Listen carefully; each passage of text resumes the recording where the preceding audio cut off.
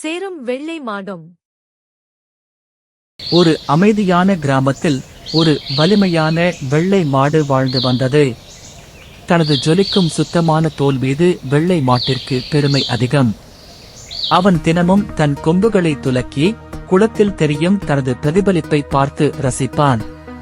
ஒரு வெயில் காயும் நாளில் மாடு குளத்தை கடக்கும் போது சேற்றில் சில எருமைகள் ஆடிக்கொண்டிருந்து அவன் பார்த்தான்.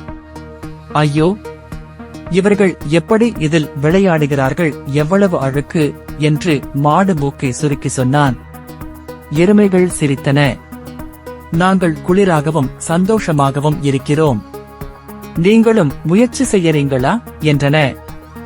வேண்டாம் வேண்டாம், நான் சுத்தமாக மரியாதையாக இருப்பதில்தான் விருப்பம் என்று வெள்ளை மாடு கூறினான். நேரம் செல்ல செல்ல வெயில் ஏறியது. வியர்வையில் வெள்ளை மாடு நனைய ஆரம்பித்தான். ஈக்கள் சுற்றத் தொடங்கின. அவன் கால் வழுக்கி விழும் நிலைக்கு வந்தான். அவன் குளத்தின் ஓரத்தை அடைந்தான். அங்கே ஒரு கன்றுக்குட்டி சிரித்துக் கொண்டு சேற்றில் குதித்து விளையாடிக் கொண்டு இருந்தது. கன்றுக்குட்டி அழைத்தது, வாருங்க மாமா, இது நல்லா இருக்கு, குளிராகவும் இருக்கும் என்றது. வெள்ளை மாடு தயங்கினான். பிறகு மெதுவாக சேற்றில் கால் வைத்தான். சளை. அது குளிர்ச்சியாகவும் சந்தோஷமாகவும் ரசிக்கத்தக்கதுமான அனுபவமாக இருந்தது. வெள்ளை மாடு சிரித்தான், சுருண்டான், விளையாடினான்.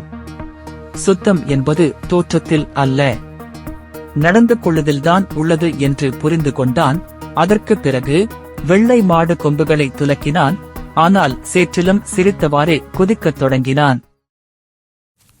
சப்ஸ்கிரைப் பண்ணுங்க, லைக் பண்ணுங்க, மறக்காம பெல் பட்டனை கிளிக் பண்ணுங்க.